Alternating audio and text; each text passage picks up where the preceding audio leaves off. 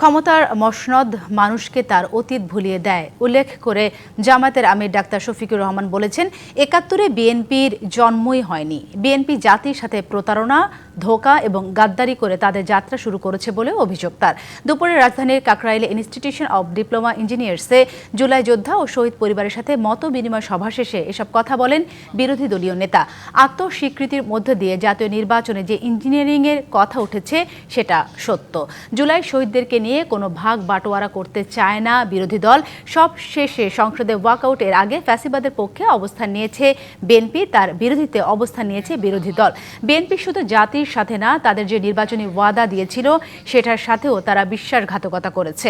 BNP আবারও একদলীয় বাকশালী শাসন বাংলাদেশের মানুষের ঘাড়ে চাপাতে চায়।